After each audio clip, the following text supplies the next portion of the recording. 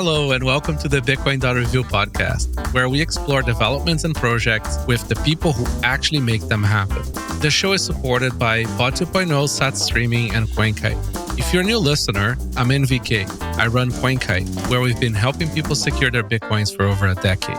We make the cold card and fun products like the block clock. You can find more information about it on coinkite.com. Hello and welcome back to the Bitcoin.review with our special co-host, Odell. Hi, Odell. Yo. Miljan. Hey, guys. Odell is now like the official grumpy guest on every single podcast because he doesn't want to podcast anymore. I'm just tired. Doing a lot of pods for somebody who doesn't want to podcast anymore. That's right. I mean, still Dispatch, we've been in our stride. I've just been shipping episodes. This is like the first week break I've taken in a while. And they've been straight fire. They've been amazing signal. It's been pretty good. We also might have Fiatjaf. He's trying to reboot for the 50th time his very special Linux laptop. So I'd say it's a 50-50 chance he manages to get a microphone to work. So if Fiat comes on, we'll have him.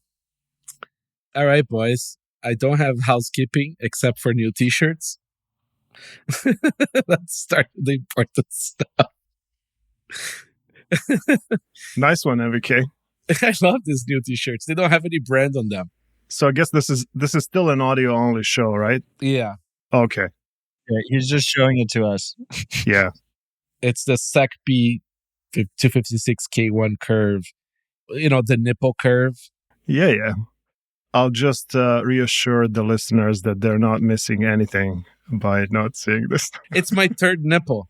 Okay. All right. Yeah, it's not lined up with either one. The third nipple is supposed to be center top, right? I guess so. The things we learn. All right, boys. Let's start with some vulnerabilities. Nothing directly to Bitcoin, but all these things kind of affect people's security. So we had 400,000 Linux servers compromised for cryptocurrency theft and financial gain. It was a bit of an article written by ESET Research. I imagine the XZ had a little bit to do with that. And do you know what all these Linux servers have in common? Linux! And they are a computer. Do you know? And you may have a take on it too. That's right. Do you know which project is a Linux and a computer? The Raspberry Pi hardware wallet projects are a Linux computer. So maybe some of these 400,000 compromised servers could have been some Raspberry Pis. But that's okay. There's no money at stake anywhere there. Is there? I don't know. I mean, there won't be for long, that's for sure. I love a stoic Odell right there. Well, I mean, I think a key difference would be the servers aren't air-gapped. An air-gap does help you to some degree. It does. There's nothing like an air-gap computer. JW agrees. All right. 0-day in D-Link router. Nice backdoor there. What's the details on that? Oh, I don't know anybody who uses D-Link router, so I wouldn't bother reading the details. But we link. I know they're horrible. What is your favorite consumer router brand? Well, you started the consumer part. So actually, you can probably buy a pfSense box pre-set up. Yeah, pfSense sells it. It's like part of their... There you go. And then if you don't want to go that route, you can get the NSA, but NSA only backdoored Ubiquity. Now it's called Unify. Their stuff is really good, and it's FreeBSD based. Unify is like the consumer brand. No, I think they merged. They killed the old brand. They used to have two brands, like consumer and business. That's right. They make really good stuff. It's just, it comes with Spooko OS. Yeah, it's like the Apple. It's the Apple model. It's completely closed. That's right. Except for, the correct spooks. All right. LLMjacking. Oh, these ones are great. I've seen a few of these. So people make the AI execute stuff. But this one seems to be a little different. This one they're stealing credentials.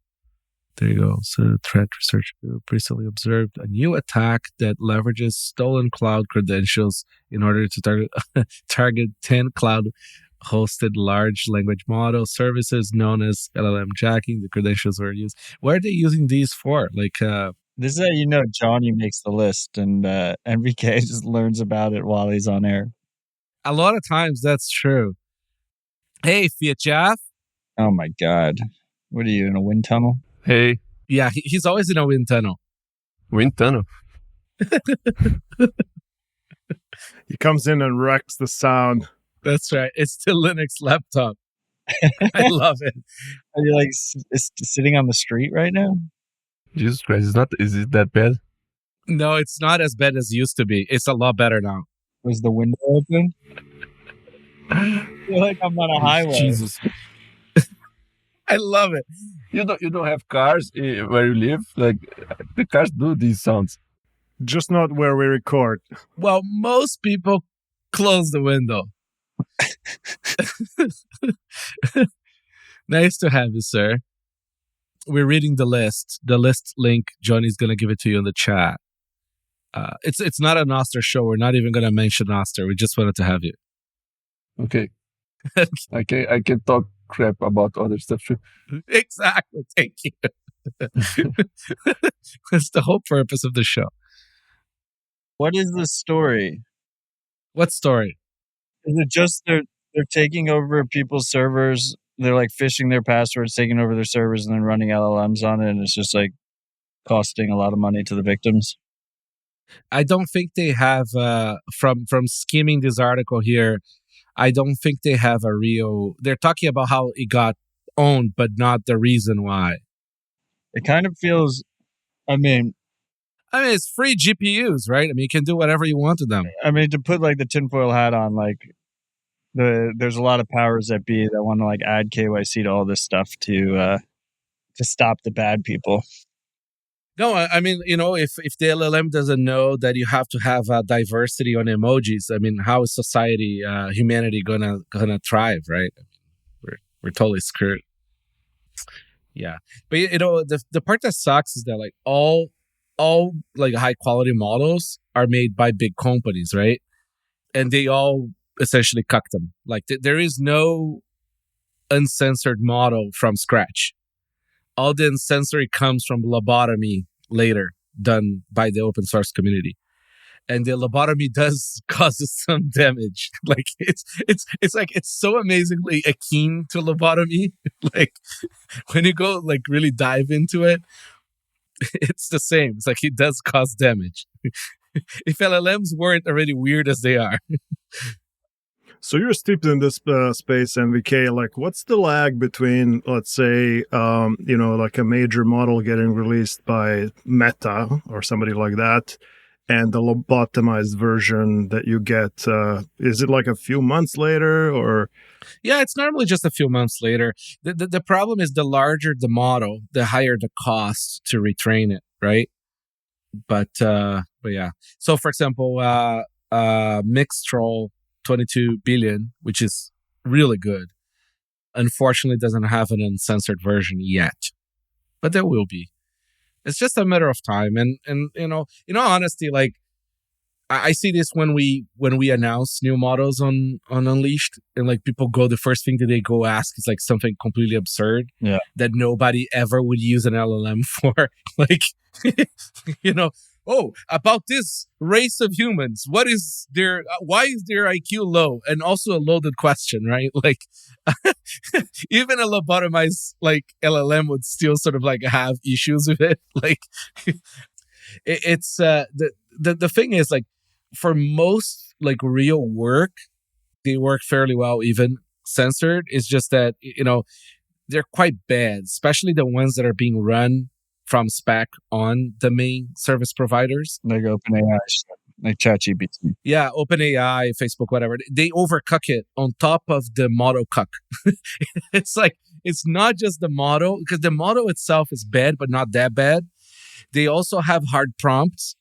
So they have agents that like essentially just oversee the answers and then clean up even further. It's like, no, you cannot have this, even if the AI released that. Anyways, it's not as bad as people put it. Just run the models outside of those infrastructures and it's a lot better. And if you want to be a concerned troll about the level of uncensoredness, then, there is nothing in the world for you right now. Right. Next, Bluetooth as border surveillance technology. 2 Texas countries have implemented a new tracking technology, Traffic Catch, capable of detecting Bluetooth and signals to monitoring devices such as smartphones and cars. And Wi-Fi signals. Yes. So, we've been talking about this. Remember, like when Ledger announced they had Bluetooth on their thing, and we were all sort of like freaking out about like, hey, they're going to illuminate those. That's what it's called in radio. You illuminate a receiver and you hope for a response back or just a bounce. And you can identify the device. Even if the device says no, Bluetooth spec is like, no, but here's my serial number. And also dick pic. Man, this specs are so brutal. Like Bluetooth and USB, it's I highly recommend people who are curious about how like corporate world of like higher end technology is like designed and brutally decrypted, like go read the specs, the actual specs. First of all, it's like tens of thousands of pages, right? Like a bunch of big companies working on those specs together, like in unison, right? Like, yes. Why, like, it seems like adding a Bluetooth feature to a hardware wallet seems like something that you might want to do to make it more quote unquote user friendly for it is like payments and stuff like that. No, it was specifically because they couldn't connect to iPhone otherwise. Yes. Mm-hmm. It's like, because NFC is a lot better, right? There is some there's some concern with NFC, but there's a lot of ways of mitigating and minimizing those concerns, right?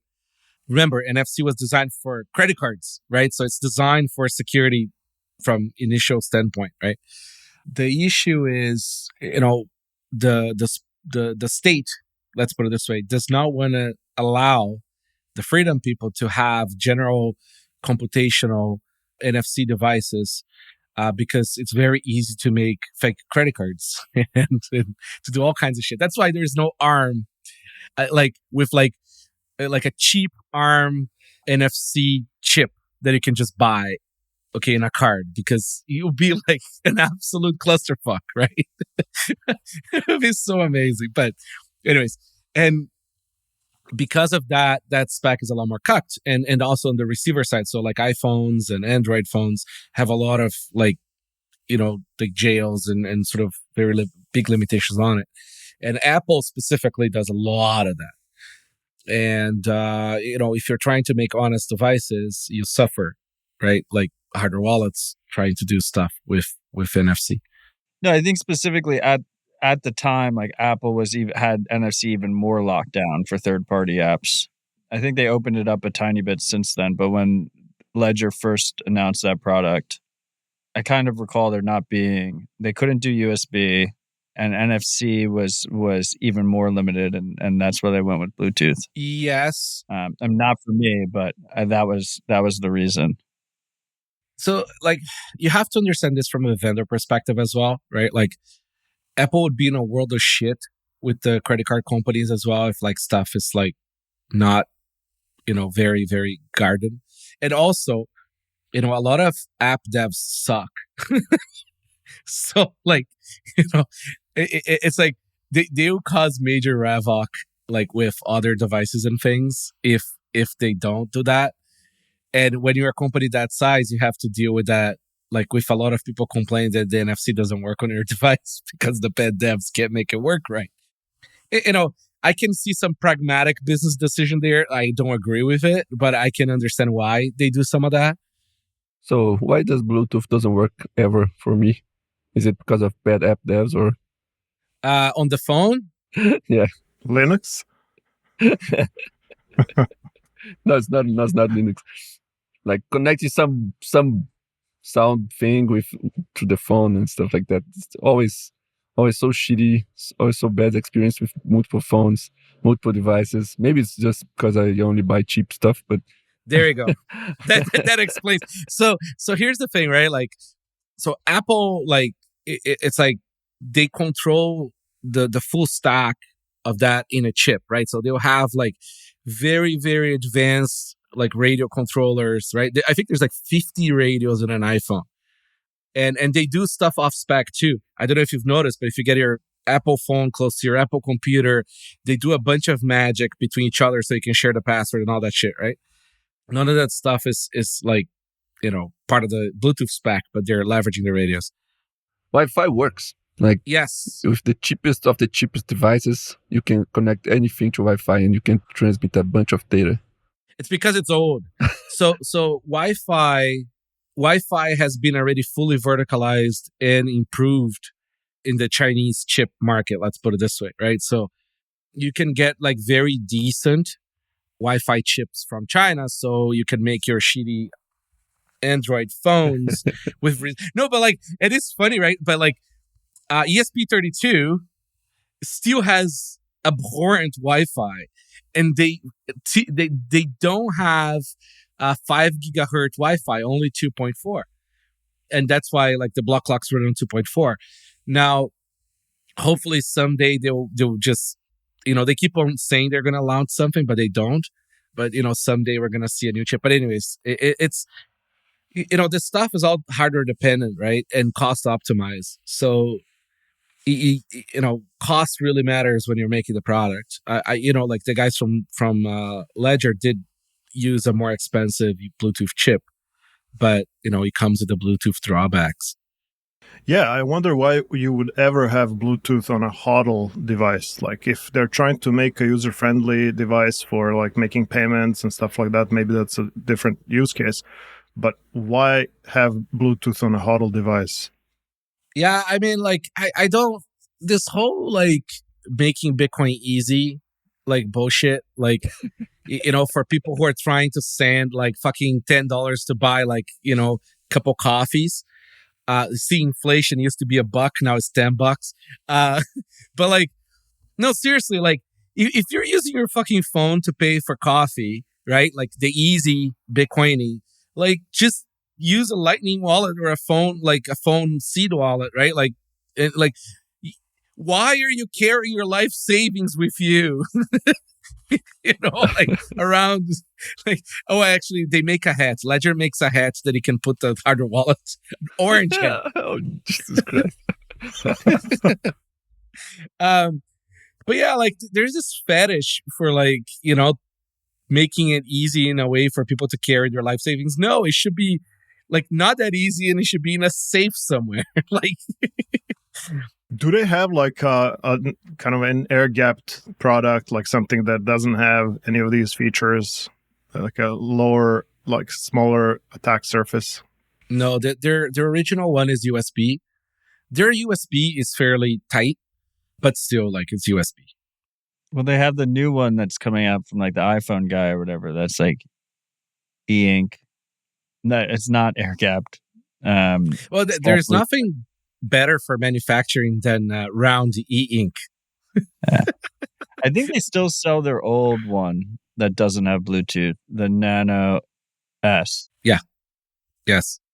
Well, I mean, like, it's the same with Trezor, right? I mean, like, those devices cost like $3-5 to make, and they sell for like $100-something, and it's the only thing that they probably sell. It's the only thing I see people buying it. I completely understand, but I don't think the shitcoiners care. I would say I think we've kind of drilled into this topic a little bit too long anyway, but I think if you ask the Ledger people, it's not the argument that like someone's like going to buy a cup of coffee with their life savings, so they need to be like out and about. It's the argument that a lot of regular people don't use, desktop computers or laptops, they only use their phone for everything. They do banking, they do all their stuff from that interface. So if you want a mainstream user to manage their life savings, they might still keep it in the safe, but when it comes time to actually interact with their NFTs and 5,500 shitcoins that they support, they're going to want to do it from their iPhone on the couch or their iPad or whatever. No, I mean that argument is fair, right? I mean, like, half of the world is going to probably be phone first and phone only, but there is ways of connecting. Like, Code Card connects to a phone. It just uses it pretends to be a driver, like a USB drive. Yeah. I don't know. Like, I mean, when you're doing that kind of stuff, you're splitting hairs. Maybe the Bluetooth is not as bad there. I would put a hard switch on it if I were they, so that at least you can really turn it off if you don't want it. But again, remember, you can just upload your private keys to them too. So it's a different set of trade-offs and preferences. Fiatjaf, where do you store your NFTs? I'm going to make a Roan FT token. It's called Lightning Shit. And then seems like you're a little bit late to the Roon party. The party's over. Really? Okay. No, someone posted on Nostr, like they have it set up. So there's like a 4-year decay on like the characters or whatever, like the name of the rune. Like right now you can only do 12 character runes, but then after a certain block height you can do 11 and then 10, and presumably like domain names, like the shorter the one the better. So they like kind of built in, Yeah, it's until the next halving. Yeah. What's stopping anyone from forking it and just starting the clock again, or something, or just removing the limitation? Well, it's the same reason why I don't know people are not forking Bitcoin or whatever. I think it's the network effect, or maybe the little bit of network effect they have. Okay. I mean, I have some good ordinal domains that I mined out when they were launching that shit. Maybe I should fork it and make it so that it's like that one, and then sell it for $1 gazillion, and make all the donations to Ocean Mining. I will say, I think it should be. I've been accused by some people of being pro-inscription, pro-shitcoining on Bitcoin. I am the farthest thing from that. Oh, come on. You sold me an NFT once. That is not true. My realistic take is that we have no actionable way of stopping them. I do think that one way to put your money where your mouth is to mine with a pool like Ocean that explicitly says we are not going to mine the shitcoins. I will say that the people that are very loudly anti-inscription that control large amounts of the hash rate have clearly not moved to mine with Ocean because they have no fucking hash rate. So those are the people you should be attacking because they're fucking hypocrites. I'm just here staying in my lane saying that there's nothing actionable we can do. I think they're providing a massive service by reminding us all what it's like to live in a high-fee environment. Yeah. Like a very high-fee environment, like reminding the entire ecosystem what it's like to build for that. So, you need to design products in a way where you assume high-fee environments. In other words, you're assuming Bitcoin is winning. So design your products that they can succeed and kind of survive and thrive in that environment. So it's kind of good to have from time to time these massive spikes just to remind all the Bitcoin developers, hey, this is what it looks like. Is your product ready for this or not? And then thankfully they kind of drop off, and then we get a reprieve. We get a few more kind of months or years, who knows how long. Well, I think it should just be permanent high fees. I agree. Because otherwise people just say, oh no, I'll just wait and the fees will go down eventually. That's certain. One time it won't.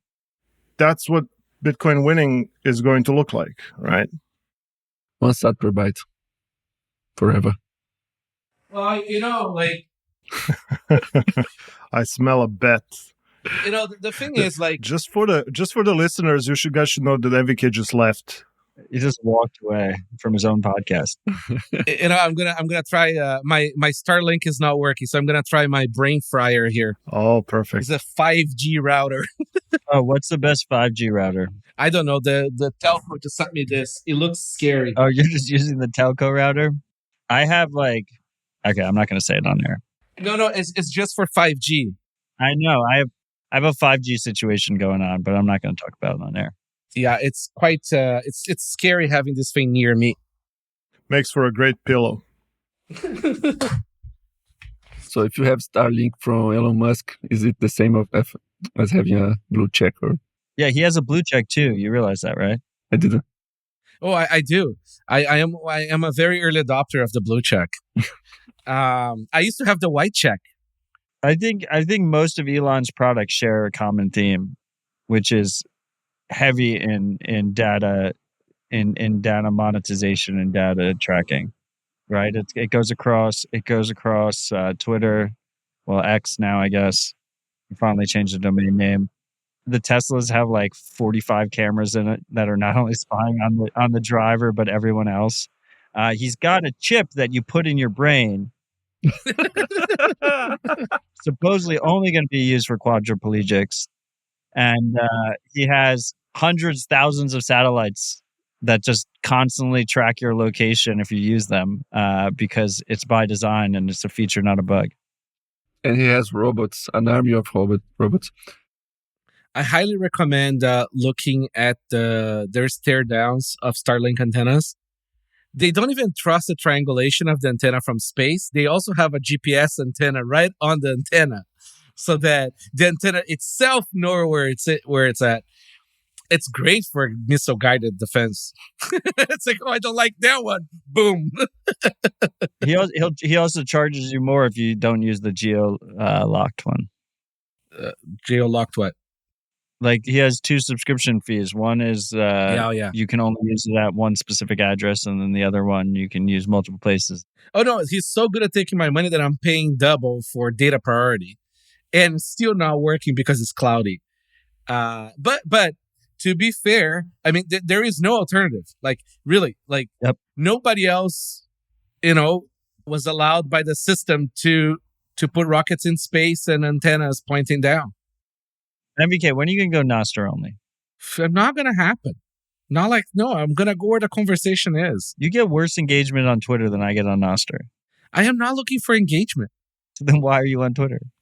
I am interested in the conversation, not engagement. I'm not an influencer. Yeah. Okay.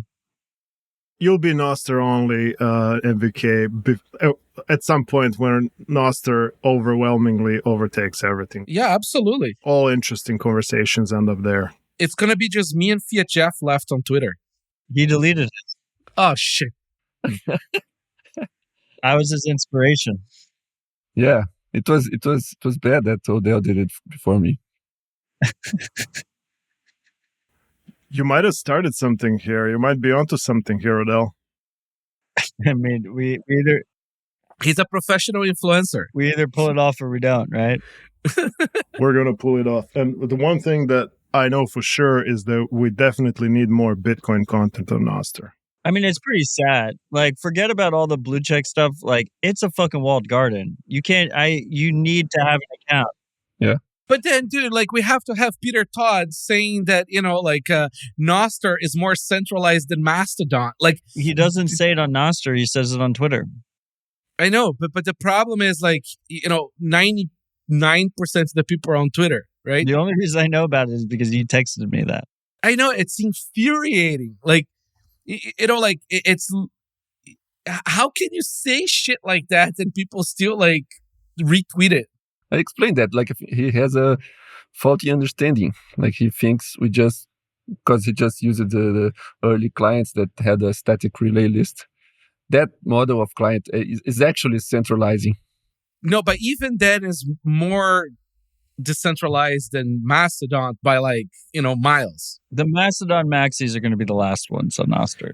So Mastodon is just a fucking SQL database on somebody's fucking server. There's nothing. You don't even have your identity. You know what the power of Nostr is? The power of Nostr is that with the bridge, we can see Mastodon posts, but they have us all blocked on their instances. Yes. So they can't see us, but we get their content. And I think that's the trend to watch. Like, that's the trend that continues. What do you guys think is a chance that Peter is trolling there? Because that's obviously such a ludicrous statement that Mastodon is. No, he's not trolling. No, it's only like that's his shtick now. Like he's he's a professional contrarian, like for engagement. I was going to say complainer, but yeah. Like it's kind of like, like saying that, like a Raspberry Pi is a good hardware wallet. He just says shit. Like, before he used to say that it's better to have a Cubes OS laptop for the average person to Bitcoin safely. And also, let's have the truckers photographed with envelopes. Jesus Christ, it's brutal. Oh, shit. I missed some of the gems in the past. He also just recently said the samurai guys aren't arrested. I mean, to be fair to the samurai guys, I mean, like I always said, they're either spooks or going to get arrested. I mean, they got arrested. I think more clear than ever, it should be which direction that was. It's an easy thing to verify. What? That they had, regulatory action by SWAT team. Right. I mean, what a fucking shitty situation. I'm not gonna it's all wrong. But anyways, all right. Google patches third 0-day Chrome vulnerability in 1 week. Google addressed high sensitivity type confusion vulnerability in the Chrome V8 JavaScript engine. JavaScript is a shitcoin. As usual, it's a problem. Yeah, browsers are a shitcoin. They should have remained like static. Yes. HTML, static content, black letters on white background. But then how are you going to have shitty devs make applications? Well, you could use GTK. I know, but like GTK, it's hard. Like, oh my God, it's so painful. Well, if we didn't have the browser, we would have like 20 years of development of desktop frameworks. That would feel like it would be amazing. Yes, remember Kiwi? Kiwi was very decent. I remember that for Python, right? It was a Python thing. Yeah. But instead, we have remote code execution in a completely unsecured environment. With a language that can't even do math. That's a feature, not a bug. Right. Everything's good for Bitcoin. Are you not tired of me saying that to you over and over again? I think you're wrong on that. Everything's good for Bitcoin. So I was complaining about something, and MVK responded. This was like 5 months ago. Like, Matt, everything's good for Bitcoin. And now every single time he complains to me about something, it's my response.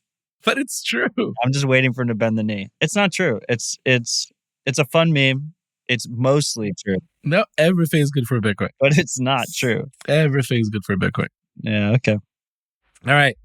Talking about good for Bitcoin. Software releases Sparrow version 1.9.1 add testnet 4, add testnet for Electrum public server and remote transaction broadcast from mempool.space, increase gap limit where necessary to sign up PSPT where provided input derivation matches Open Wallet, optionally show output descriptors QR export and barbecue QR when code card software or watch only key stores are present, update code card import and export instructions to match the latest firmware, update default derivation path for unknown unchained signer. Thanks, Craig. Still pushing after all the bullshit. What is testnet for? I actually don't know. Fork of the testnet or? No, so the shitcoiners are using testnet 3, and they were making it like kind of a bad experience for people. And then Jameson Lopp, to spite the shitcoiners, made it even worse experience for everybody. And then testnet 4 was created. But to use it, you have to install a patch or something like that, or is it not? It's not built in BitcoinCore, right? I don't know. So controversial opinion. Okay, Like, fuck testnet. It's idiotic. Just use regtest. And Yeah, I agree. And also, Real Man does it on MainChain. Just test the software on MainChain. Just use mainnet. Just do it live. No, MainChain. Just use real Bitcoin. All right. Electrs version 0.10.5. Update dependencies. Bitcoin slices, BitcoinCore RPC, Rayon, support latest Bitcoin D. Nice. Specter Desktop version 2.0.3 adds support for more languages, for mnemonic, allow bump fee on transaction with single output, enforce HWI init, and KN Macos signing. So I am not a fan of multi-language support for mnemonics. I think it's a very bad idea, especially if it has special characters outside the review TF8. Anyways, no, everybody's just going to have to use English for this. Sorry. So Specter, is that an independent project yet or still, or was it acquired recently by somebody? Like, what's the... No. Swan acqui-hired the Specter Desktop team, but it remains a false project. I see. That's what I thought would happen. Okay, so there's like a couple of devs there that are just cranking out features, but as Swan employees?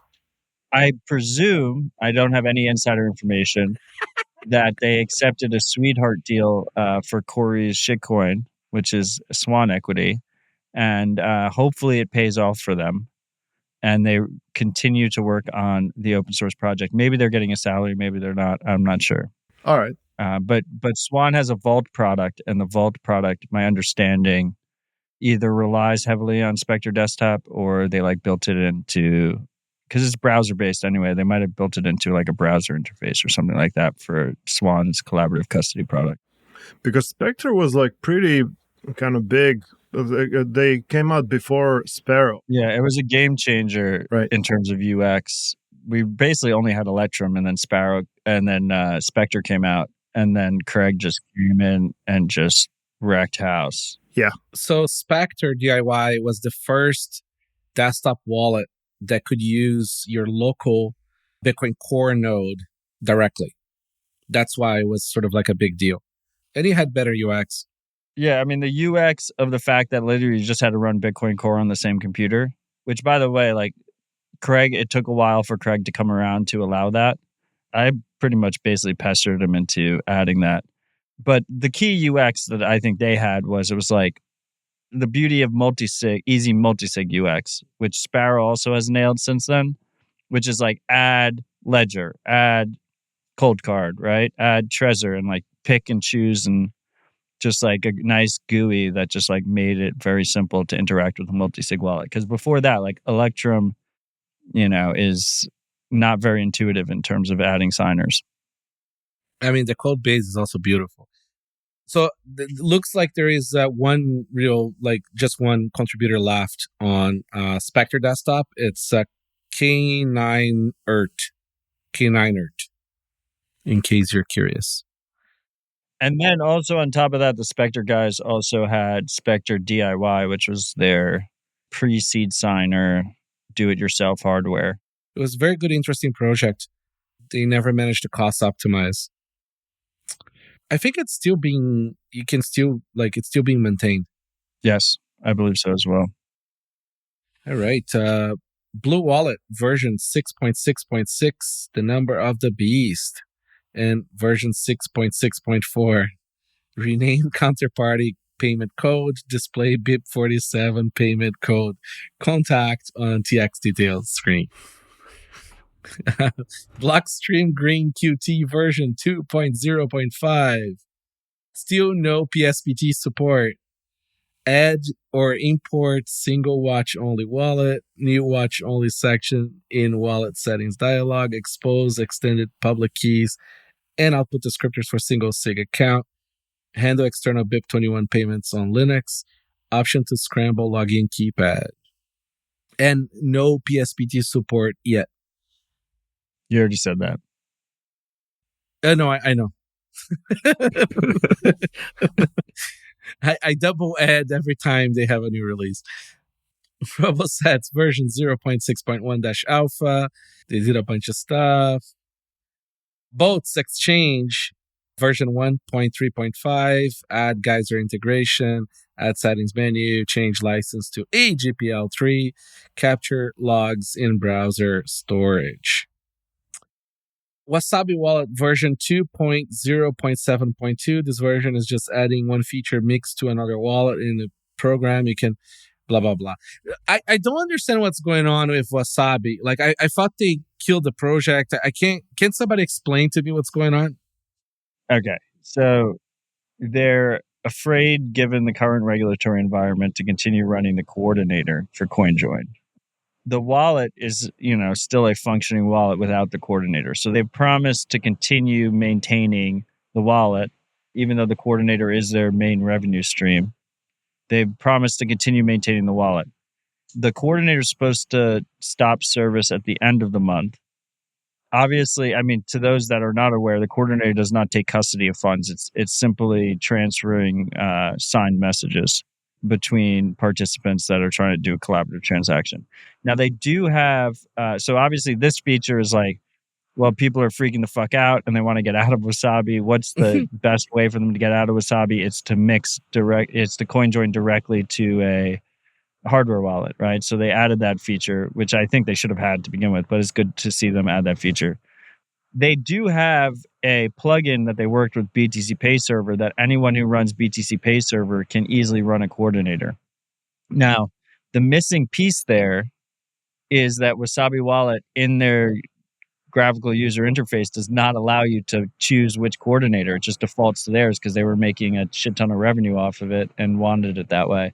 So I wonder if their last release before the end of the month will be select your coordinator, which probably that's just the logical expectation. I have not talked to them personally. This is just my intuition. A question for you that's steep into this, the CoinJoin stuff. Like, is there new alternatives to the Samurai coordinator and Wasabi coordinator in the wild? Like people saying fuck it and just running coordinators?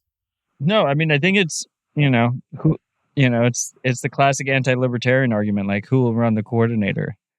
No, but hang on a second, right? Like if there is money to be made, somebody's going to do it. Yeah, maybe. I think it's still very early. I think most open source contributors in general are shook by this regulatory action, as they would be expected to. And I think, things take time. But right now, most people, even tangentially, join market, which doesn't require a centralized coordinator. I've spoken to contributors and, they're like, I don't, know if my OPSEC is in line with continuing this. Like, I care about my family. Like, I have things that I care about. And I have, trolls on Twitter telling me I should go to jail. I don't know if it's worth it for me to continue this project. So I think that's one of the reasons why it's important that we saw the P2P rights fund get established. I think open source contributors are in general poorly supported. It's one of the reasons why I've focused a large portion of my efforts towards supporting them as much as possible. But I think in this regulatory environment, like that lack of support is even more evident. And I think a lot of open source contributors are rightfully questioning their priorities and how they should proceed given the current situation. Yeah. Well, I don't know. Like, I feel like the next, evolution of CoinJoin is going to have to be a Satoshi-like sort of like a contribution, It's you come up with something that is decentralized and disappear because, the heat is too high. And, nobody wants to be the person having to appeal in the Supreme Court. There is a high chance they win because called is speech, but nobody wants to be in that position where they could also go to jail for life, right? Yep. All right. Stock Wallet version 2.0.0 add Bitcoin Frost multisig. Ooh. And Bitcoin Taproot support. GroupHug version 1.1.0 add option to query for information about groups close group fees, and a few other things. No idea about this project. What is this project? No idea. Apparently, it's batching. You connect your people and make batched transactions. Kind of like a CoinJoin, right? A CoinJoin that is not very private. No, but it's a GroupHug. Oh, but the server doesn't make any money. That's like, there's a huge, like, I bet, like, if you're talking to a lawyer, they would probably make the case to you that if you're not profiting from the stuff that's like from anything that's happening in the system, there's like a much better case for you not to go to jail. Yeah, but lawyers are just people like making guesses like the best of us. No, man, come on. Like, there is precedence, and there is, like, there's just, for example, there's this thing called profiting from crime that they nab a lot of people from. They will have, like, if you knowingly, like, take a cut of something, like, we know that in CoinJoins it's not true because you don't know and whatever. But the point is, whatever. I was also, I also have operated historically on that perception. But my understanding is with the DOJ indictment on the Samurai case, they did not mention that specifically. That wasn't the main portion of them. They didn't. They went after the Russia shit. And the Tornado Cash guy in American custody, the DOJ appeal did not cover they didn't use that as their argument that they made money. And I mean, I think there's an argument that's like, okay, so you go after the ones that make money first, and then there's an argument afterwards. Yep. That what comes next is like, okay, you're still running the server, you're just poor doing it. Yep. So like, we're still going to throw you in the gulag. And then last but not least, like, GroupHug is just like kind of a weird, creepy name. They should have called it Crossing Swords. That would be even more gay. Like Circle Jerk V 1.1.0 is the release. Right. All right. Project Spotlight. Penlock, open source, cryptographically secure, printable paper computer. No. Oh, it's a bunch of paper that you print. That's what a printed computer is? I guess. Okay. Full node Bitcoin implementation with support for utreexod accumulators. Is this happening? Maybe. Are people running this? I don't know. We're going to find out. We mentioned on the show, and then we hear back. Meshtastic, BitcoinCore bridge broadcast raw transactions over Meshtastic LoRa to a computer with BitcoinCore. What's your opinion on the Meshtastic project? It's pretty cool. It's just too low bandwidth and too high friction. I feel like there is a higher chance that we never need it. Not higher chance. How can I explain this better? Let's just say that what these kinds of projects solve, you can solve with multiple long-distance Wi-Fi solutions that are a lot lower lift and a lot higher bandwidth, and it's already supported by everything. Silentpayments.xyz website to learn about silent payments, which wallets support them with integration documentation by our favorite Affinity scammer influencer for privacy stuff. Who is the Affinity scammer influencer? Seth for drama or something like that. BlindBitD, BIP 352 silent payment wallet, which runs on daemon as a daemon. Silentium, BIP 352 Lite mobile wallet, also for silent payments. Silent payments, maybe this takes off. That'd be cool. It'd be nice to have a static, reusable payment code that had widespread wallet support. So people that wanted donations, like the Canadian truckers, could just, paste. They didn't want the donations. That's the best part. The truckers didn't want the Bitcoin. He was a Bitcoiner psyop. to dox the truckers. Should have just sent the whole amount of Bitcoin to their lawyers, and everybody would have been happier. I think the whole deal is kind of overblown in terms of the kind of the lack of success of that. Like, I think, the fact that they got some of the money is still better. Like through the fiat rails, they got nothing, right? They got everything taken away from them. I think the money made it to their lawyers. The fiat too eventually.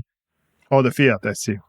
But when it didn't matter anymore, almost, right? Like, yeah, I think, anyways, that whole thing was a shit show.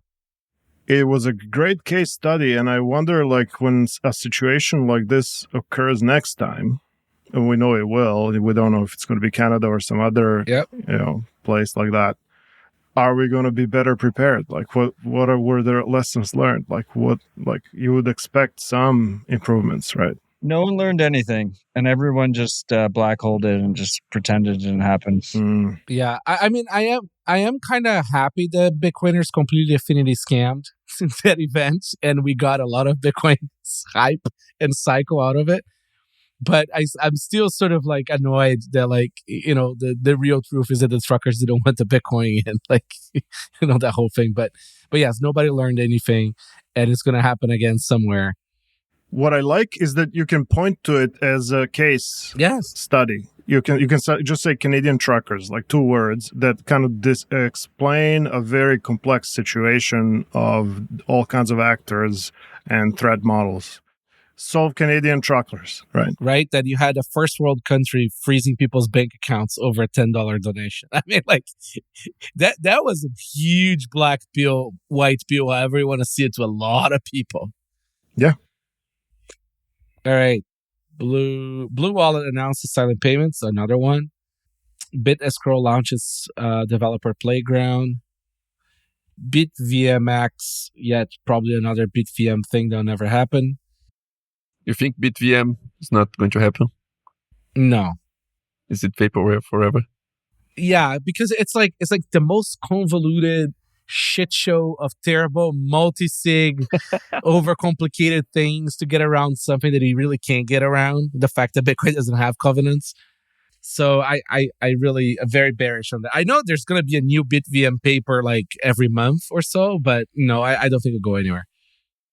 Yeah, I think whenever you get too much complexity, it becomes impossible to do anything. Like, you depend on one guy, that the only guy that understands the thing, to do everything. I think that's a very bad thing. Yeah, it's all these things trying to recreate covenants via multi-sig will go nowhere. It's the same with like the degrading multi-sig stuff with miniscript. It's like it's a fair attempt, but it will go nowhere because it's too convoluted. You have to refresh the utreexods. It's a mess.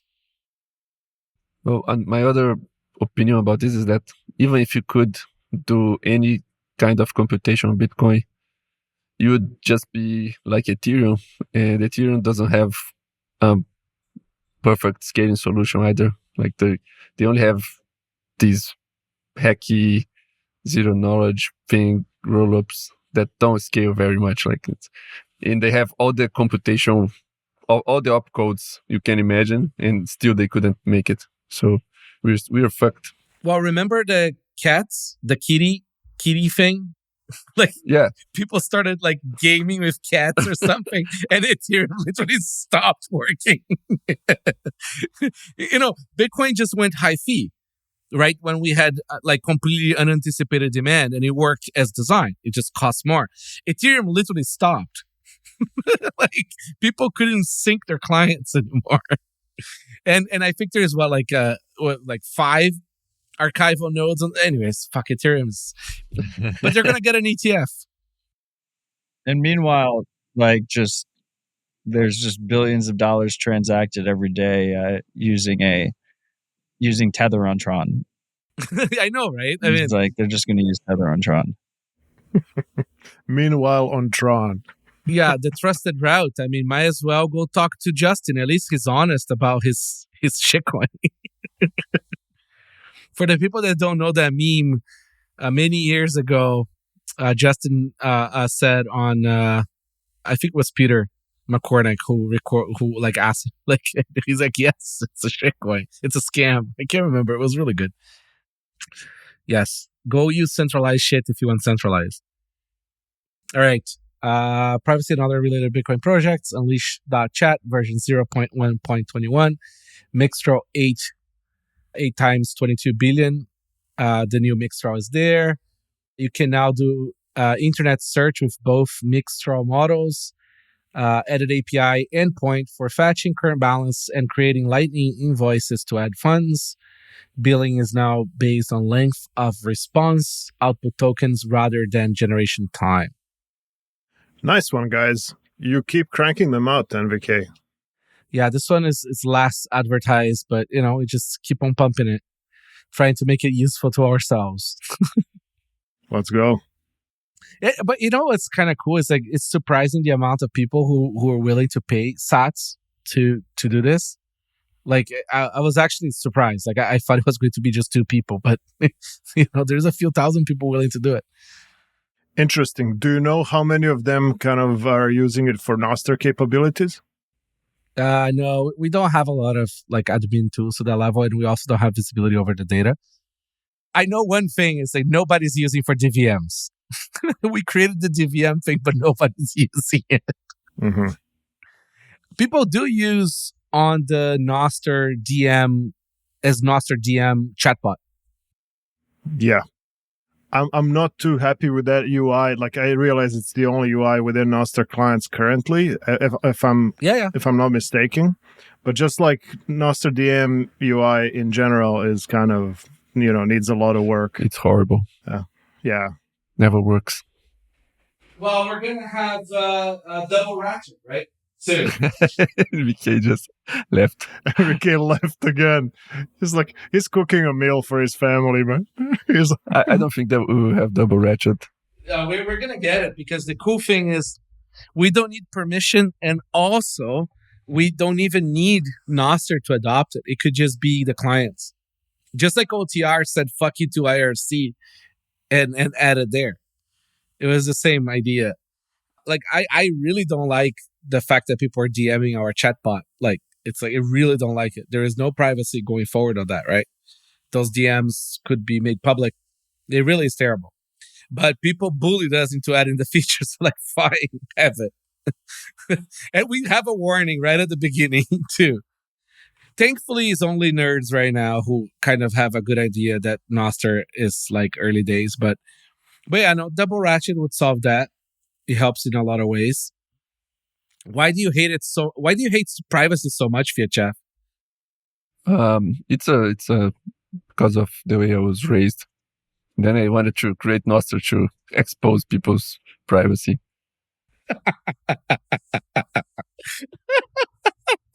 Oh my God, we should make this the clip of the show. Fiatjaf finally comes out. That's right. You guys are now being exposed to Brazilian humor ×2.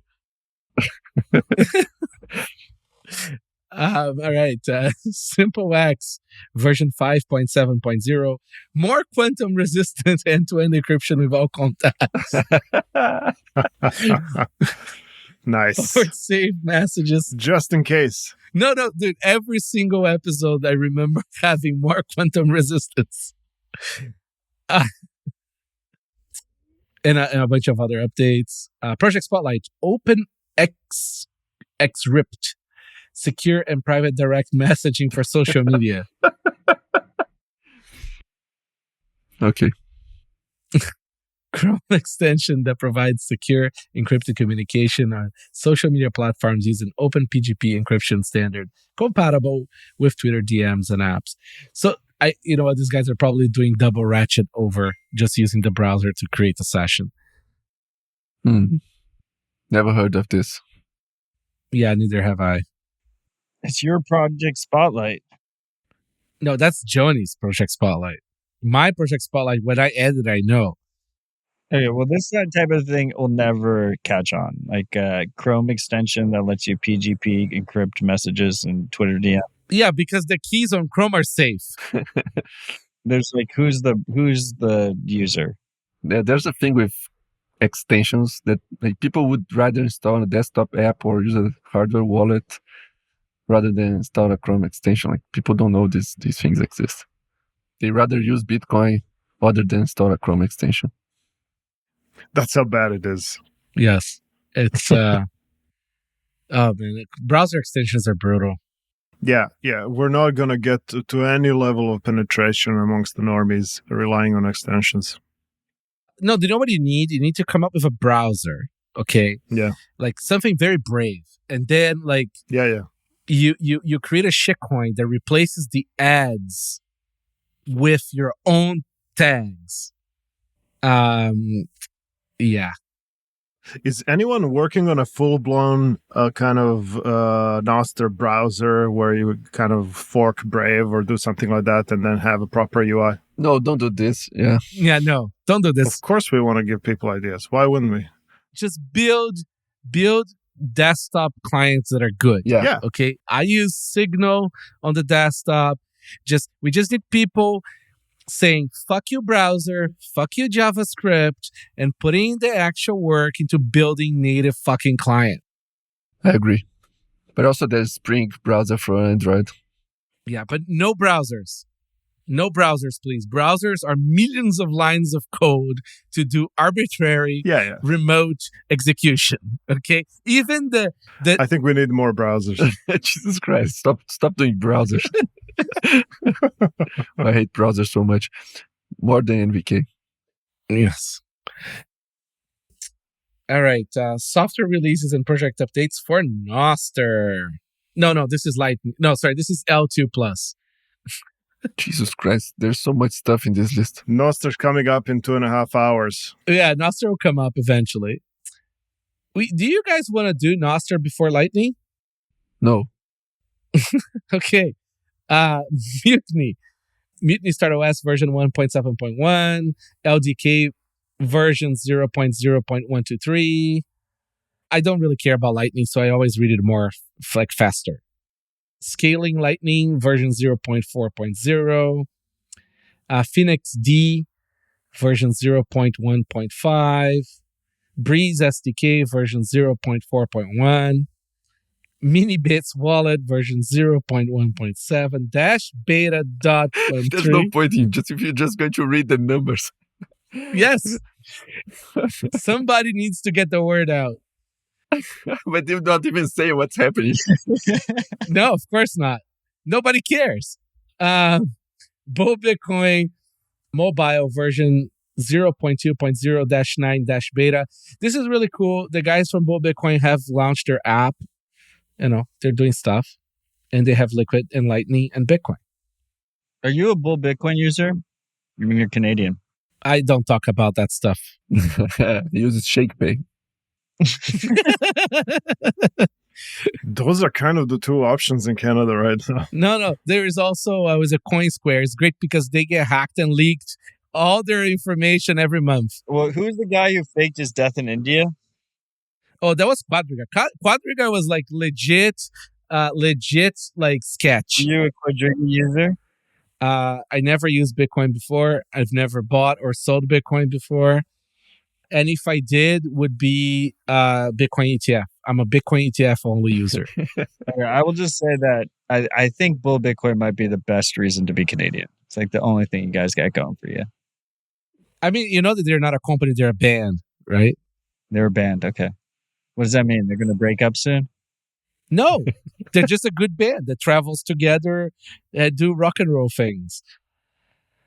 Nutstash Wallet. Okay, Fedimint version 0.3.1. Aqua Wallet version 0.1.52. LN P2P bot version 0.10.4. Project Spotlight. Cashew.me version 0.1. That's cool. I haven't tried this one yet, but lots of interesting things going on here. Oh, you can Locky Cashew P2PK. That's nice. Albi releases open source forks of browser extensions AdBlock Plus and uBlock. They're really dabbling on the browser extension stuff. I don't think they released this. I think it was just a marketing stunt. Okay. Maybe it's released, but no one's going to use this. Albi recently released their extension for Safari. I don't know if you covered that in one of the previous shows, NVK, but that's kind of a big deal for people. No. Yeah, so there's a whole kind of cohort of users who are on Safari who'd never had like a good extension to use, and Albi is offering one now. Does anybody use a Safari? Yeah, we get support requests from people all the time. On the phone, I use it. I don't use Chrome on the phone. I use Safari on the phone because it's a lot better experience. It's fully integrated. But I'm surprised anybody would use Safari Desktop. Well, you're like, Apple doesn't let you use anything but Safari on your phone. That's not true. There's a bunch of browsers. Yeah, you can use a bunch of browsers. But it's all Safari on the back end. Yeah, just Safari with different colors. Yeah. Huh. Odell is just very jealous of the iPhone experience. He did eventually capitulate and got a Mac. Soon enough, he will capitulate and get an iPhone. I think Safari. Okay, whatever. Next topic. No, come on. What's Safari one? Tell me. I'm curious. Well, no. First of all, the advice, like, we should get Fiatjaf a Mac. Like, we should just pool funds and get him a Mac. Like, No, please. Just for podcasts. just for podcasts, it's it just fucking works. Like, you don't have to do like an hour of troubleshooting before every time you do a podcast. Well, it's because this Riverside thing doesn't like me. I'm using ungoogled Chromium, and it wants the Googled version. No. See, here's what we're going to do. We're going to send him an iPad Pro with a pen.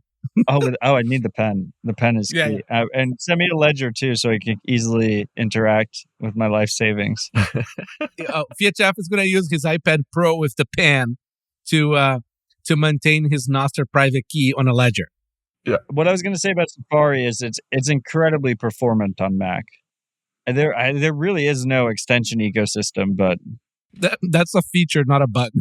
yeah, I mean, and obviously, like, a lot of things are built for Chrome, so sometimes things break. But because of like iPhone dominance and iPad dominance, less things seem to break on Safari than you might think. And it is incredibly performant. Like, you can just check your system resources while you're running it. Do you use Safari on the Mac? I mean, not for this, because I assumed Riverside would just break.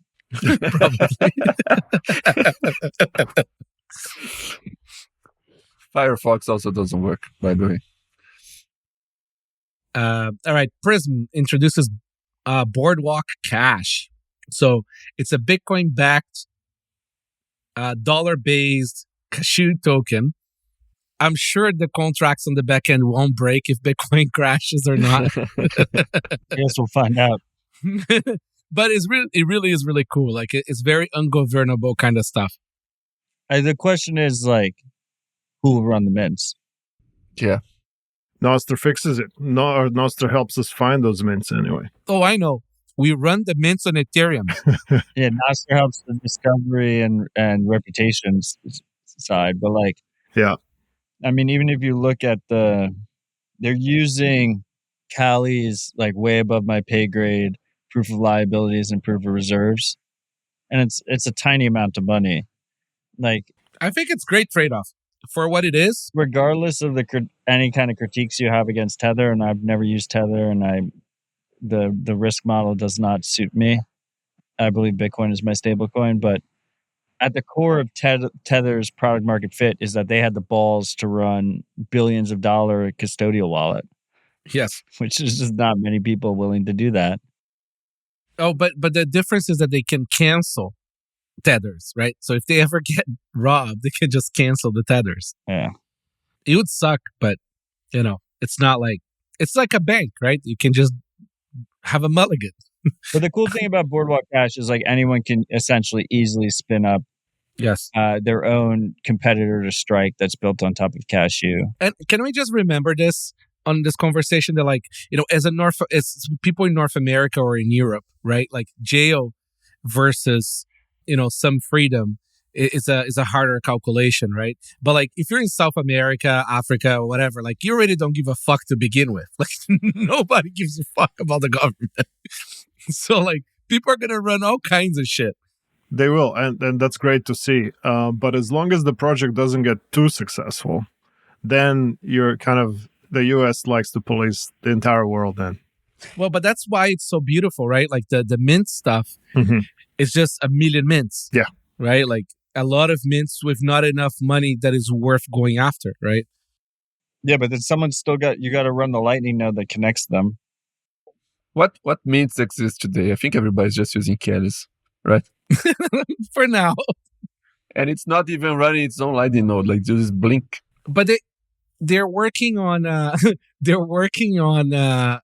base layer settlements for eCash, right? So because if you can clear on chain, then you don't have to worry about Lightning problems, right? It's a nice to have, it's faster, but you still have a solution for maybe mints that they need to clear and they don't want to deal with the exposure you get on Lightning. So you get like one mint with an IOU from another mint, and then you accumulate that. Yeah. And in the end of the week, you clear on chain or something like that? Yeah. And they exchange your driver's licenses between each other. With Sailor's KYC stack. That's right. There's nothing like a new DID to really rock Fiatjaf's world. I never took the time to take a closer look at that. So that's a completely new DID system he got going. He's using inscriptions, yeah. It's like a modified version of Microsoft's with inscriptions. I see. The hardest thing that there is a hodler is do nothing. Yeah. Even Sailor can't do it. Yes, it's brutal. Like, because, especially when you're new to Bitcoin, like you feel like you need to contribute something, right? Like you want to do something. Oh, but I think you should. I don't like the doing nothing mentality. If everybody does nothing, what happens? Yeah. Fiatjaf, what do you even contributed to Bitcoin or Noster? Seriously. Oh, I got like 5 people to use Bitcoin because of LNTX bot gambling. Well, the guys at Prism are definitely not doing nothing. They keep cranking these things out. It's pretty cool. Like, I think everyone should kind of keep an eye on what these guys are cranking out. It seems like every other week they have a new project, new thing for us to try. Yeah, Bob and his team are shipping. Yeah. I mean, I would just say, like, I think it's cool, the functionality. I think it's cool to kind of, protocolize the functionality so anyone can easily run it. I will say that, like, it adopts a lot of the Lightning benefits in terms of, like, a lot of these mints. Like, one of the cool things Callie said is, like, you can hold balances in these many mints, and then you could do, like, a multi-part payment on Lightning that it takes a portion of each of those mints when it makes a single payment. But you have to realize, like, and maybe I'm just saying, like, the quiet part out loud because I like doing that because no one else fucking does it. But, like, in this regulatory environment, the mint operators are obviously going to be under significant regulatory risk.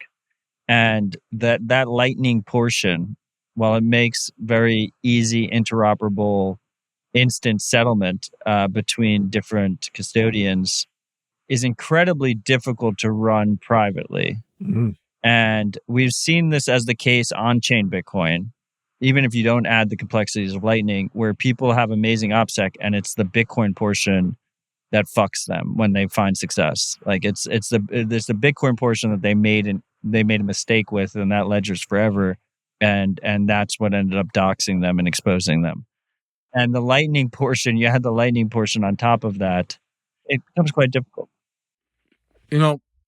Dealing with the government tax authority and audits and things like that is kind of fascinating because, see, now that they clued in on Bitcoin stuff, they can ask for, they know, right? Like they ask for the address, right? Because they want to see it on chain. Because if you see it on chain, it's real. They also paid for a Chainalysis license and want to like put it to a good use. Oh yeah, absolutely. They have to justify their existence. But what's interesting to me, and like I kind of had this realization a few weeks ago, when you think about from first principles on this stuff, the banking shit, like when you're providing like evidence, right, for an audit or something like that, the banking shit is just like here's this faded, like screenshot of a bank statement from like 6 years ago or something, right? Like the bank doesn't even have a fucking copy of it anymore, right? And now you have like this Bitcoin thing. It's like literally lasts forever and is fully auditable forever, right? No, but it sounds silly when you talk about it, but when you actually look at these two pieces of evidence and you're dealing with an adversary, it's fucking crazy that like the bar is so low for the fiat shit, right? We need to make the bar be lower for Bitcoin too. We're actually talking to the lawyers about like deleting, because we delete most of personal identifiable information for invoices from customers, right? We want to delete like all the Bitcoin information too. Like, this is my ledger. Enjoy. I don't have anything else kind of thing, right? So I want to be in this position. And like, I think that, the more we go towards an environment or a position in which people simply just do not have stuff, you're in a better place. Because people overdo it with all the, like, most companies don't need to keep the shit that they keep. Or like exchanges don't need to do the level of KYC that they do, right? Like everybody is so afraid of like dealing with the state losing their license or whatever that they overdo it as well. I think in a lot of cases they're muscled by their banks to overdo it. Because the banks don't want the liability. They lose their license too. Exactly. So the exchanges, in most cases, I think, don't have a choice. Mm-hmm. They either don't get banking or they get to do these things. But Odell's point about Lightning gateways in these eCash systems, like being kind of like, important, like none of this really works for the end user without the Lightning gateway, unless you have like a very large amount of people on a single mint or something like that. But it's going to be interesting how this develops in the coming years. Like obviously eCash has a lot of potential, but it seems like both the mints and the Lightning gateways will have to be run by NIMs. And with everything that kind of comes with that, it's going to be interesting. It's easy for a blue check to say, "Oh, just pull a Satoshi." Yeah. It's like literally one person has ever pulled it off. Yeah, totally. It's, it really is hard to be anon. Like, it really is hard to be anon. And not just that. So, like, you can release a piece of software anon. It's hard, but it's not nearly as impossible. The problem is maintaining and participating for a while. Running a service. Yeah. Because both a gateway and a mint is a constant 24/7 service. And also, it's really hard to ethically, maybe it's just people rugging over and over again, but it's really hard to ethically unwind a custodian. Like, I think Nostr helps there to a degree. You kind of skip through the Mutiny release notes, but one of the things Mutiny added was the messages from the Fediment Guardians, specifically because the Free Madeira Guardians got spooked and they're closing up their federation. And so like they notify people, they're like, "We will rug you at the end of the month if you don't remove your funds," which is a step improvement. But the way Lightning liquidity works, I witnessed externally Fiatjaf trying to close his custodial wallet. And like at the tail end, he was like, "You can only withdraw to like these two other custodians." But it's because my Lightning node broke, so I was doing the thing manually. So well, that's the standard. Status of most Lightning stuff. So one thing about Mutiny and Fedimint is like there was this Fedi company that was doing the Fedimint for many years, and they didn't launch anything. But Mutiny has already the thing up and running, like years ahead of the people that started the project. Is that the truth? Well, so there's the Fediment open source project, and then there's Fedi, the monetized business that has their own front-end client. And then there's Mutiny, the monetized business that has their own front-end client. The Mutiny front-end client is false and is out there in the wild. The Fedi client, I believe, has a commercially restricted license, and they're like beta testing it among small groups of people. But yeah. But I think they had an open source wallet too, no? It's source viewable. Okay. And it's the Fedi team, like some members of the Fedi team, they're the major contributors to the Fedimint protocol as well. So they kind of help build the protocol. Did I get that wrong? the co-founder Eric Sirion of Fedi is, the creator of the Fedimint open source protocol and one of the lead maintainers. Right.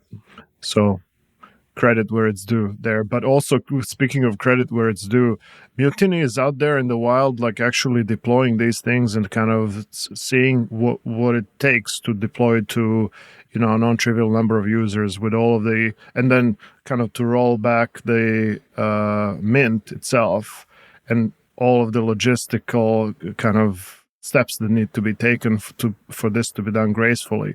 Like, this is kind of trying this, like actually doing it in the real world. And it's because of that they had to roll out features like, messages from the mint and so forth. So yeah, Mutiny is out there kicking ass. It's a great project. All right. We're finally getting to Fiatjaf's most hated part of the show. Software releases and project updates for Nostr. Primal Android-app version 0.99.2. Implement user tagging in new Nostr. No, in new notes and replies. Implement. I thought you were gonna make me read this. You're gonna comment on it. Okay. Implement recent users. Implement connect other wallet. Still missing top zaps on main feed. That's all we're working on. And no PSPT support. No PSPT support. But actually, the main thing we're working on is desktop browser, like a Nostr-specific desktop browser. We're forking Brave and implementing a full-on browser that's like Nostr native. What do you think about this, Fiat? I think you should call it Stunning, and then you call it Stunning and Brave. This. Good idea or a great idea, Fiat? I think you should abandon that and just work on a desktop client with GTK. Actually, we're not building that. That was a joke. But let's kind of dive into that a little bit more. So we have 11 gazillion web apps, Nostr web apps. Wouldn't it be great to have like a desktop client that can show them all without having to do the keys? Dude, if you're making an iOS app, you can very easily deploy on M hardware from Apple, right? You already can download the Primal app on the.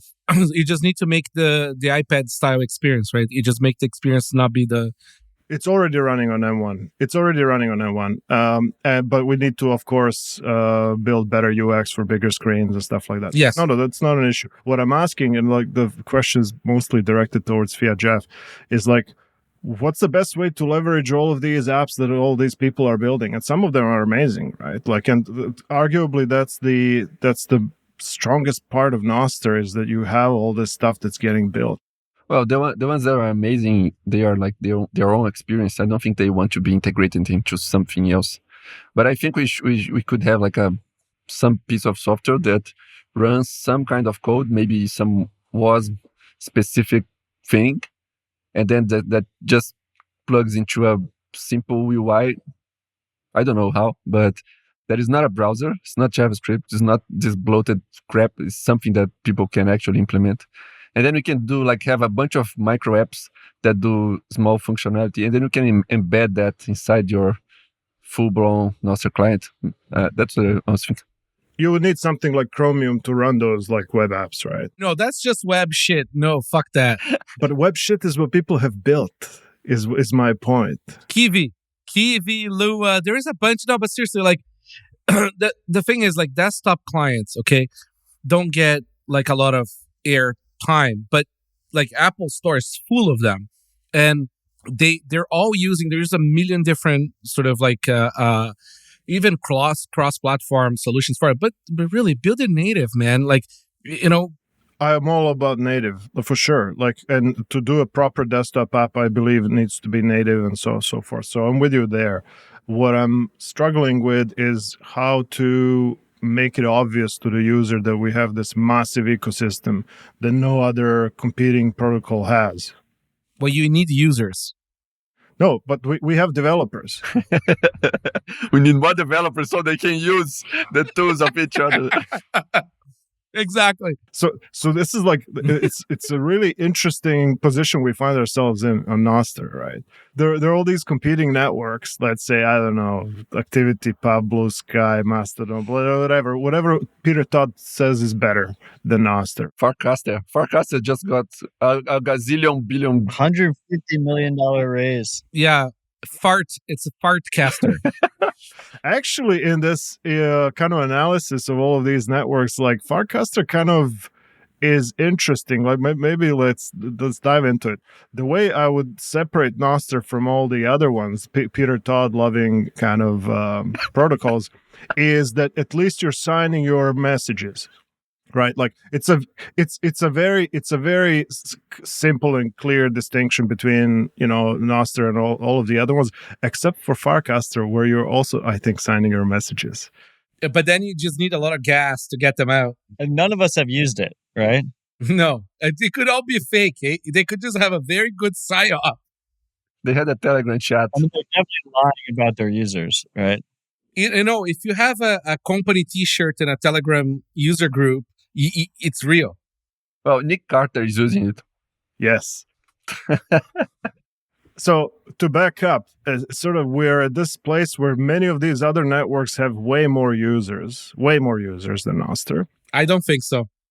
No, we were much bigger than Farcaster until 3 months ago, and then they launched some shitcoin thing that you can buy shitcoins from inside the feed, and then a bunch of people joined. But come on, dude, they have users, right? Between quotes, like it's like a bunch of fucking bots to prop trade their shitcoin, right? Like I wasn't referring to Farcaster in that for that comment, for the user comment. Yeah, their user numbers went up like exponentially just before that raise. I don't know if you saw that, guys. Yeah, it's just like there was a massive pump in users for some reason. Do they have any like sushi in there yet?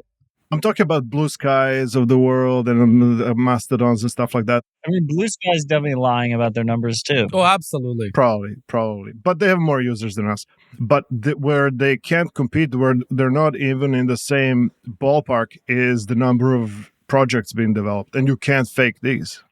No, but see, like, I think the number of projects around it on an open network is a good heuristic to the ratio of how many users you have. I really don't. I think a lot of these projects, they do their user count in extremely disingenuous fake ways. Sure, of course, but and again, you can't fake the project. No, but I think MVK just agreed with you. Yeah. So what we're kind of trying to figure out is how to make that obvious to the users, like how to tap into the fact that we have fucking hundreds of projects on. Users don't care. Users care about, is my celebrity there? Can I dunk on, whatever economist? Yeah, that's true.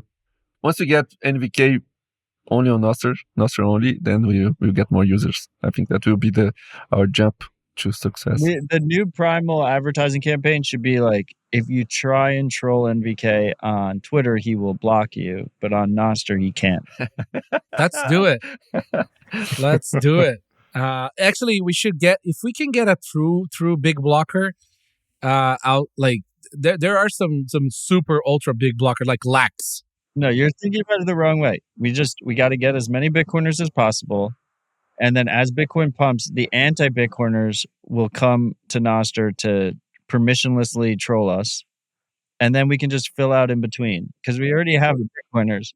I don't know how we get most Bitcoiners, because see, like Nostr doesn't have some crazy cryptography behind it. So it's not good enough for a lot of Bitcoiners. Oh, that's just like 5 guys.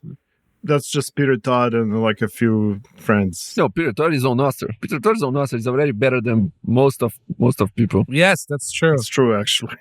We did get the Swan team now, so we have Swan power. I mean, we got 1 post, like 2 posts. Thanks, Odell, for that contribution. We also got Rusty. Rusty is now doing the forking. Yeah, but you know what? People need to start somewhere. I know, but what's the most I agree, and I didn't mean to, I'm not going to shit on Rusty. I reposted him immediately when I saw his 1 post. What's the most frustrating thing to see is you see like a Bitcoiner come in They make like 2 posts, they follow like 10 people, and then they're just gone for like 6 months, 7 months. I don't have a problem with that. I mean, like, people, like, dude, like, there is other shit in people's lives, right? Like, No. If they're like focusing on important shit, that's one thing. But like they're sending out 100 tweets a day. yeah, but that's your brain is already wired for that, right? I do that. I post a lot more on Twitter than on Nostr. I wasn't talking about you. I know, but like, you know, I can bucket myself with that behavior, right? Like, it's kind of shitty. Feels shitty sometimes. I go and I repost there too, but like, it's just the brain is wired for that. And most of the people you want to interact with are still on Twitter. I don't need to interact with those people. I think all those things are to be expected. I think we're seeing more Bitcoiners on Nostr every day. So that's... I think the ride or dies are all that matters. Like, it doesn't matter. Like, we don't need the non-ride or dies. Like, mainstream adoption will come in time, and it's a false goal. It should be a symptom. Yeah. I think I want people to come for features that were just simply not possible, and they actually make normal people be more interested in Nostr. Like that's like my sort of like my ideal. You just said that people don't care. They only. I know. I'm just being a retarded idealistic person right now. You can only say retarded on Nostr. Actually, that's not true. I say retarded on Twitter all the time. And you're shadow banned for it. No. I have so many bots engaging my tweets that like it really props them up. You're lucky if you get like 2 replies to your tweets. That's not true. Should we pull it up, Johnny? You want to? Yes. Oh, this is not. Go look. This is not Joe Rogan. No, people do respond. He's like, I see his eyes going. Are you opening your Twitter to see how many replies you got? No, I don't. Odell is just bitter because he wants the Twitter engagement, but he's like committed. I didn't know. If I wanted engagement, I would have deleted my Twitter. I definitely wouldn't have went Nostr only. Yeah, but now he can't go back. It would be weird. I literally can't go back. I deleted. But has it been enough time that somebody else can take the handle? I tried to take it. No, but I like, I'm not doing like that fake thing where you're like delete and you like wait, like it's deleted. Like I can't access it. No, but can I take your handle? That's the real question. Elon is running a black box. I assume he's just going to give it to one of his friends at some point. Yes. But no one has taken the handle, and I presume that's because you can't. You know, maybe the way that Nostr wins is by, you know, having other things that users care about, right? That are not necessarily just the social media stuff, right? Like it's yeah, totally. It's like, you know, like I want to see all the ladies that work in adult stuff that are not allowed to be on Twitter, which Elon is apparently going to change so they can be on Twitter. It's going to be the new OnlyFans. But, you know, like there's a lot of things that are sort of like not allowed, right, in mainstream environments where Nostr they don't need permission for. You know, porn drives a lot of the internet use. Do you know KYC is required to visit porn sites in Texas? Oh, yeah, that's right. Land of the free.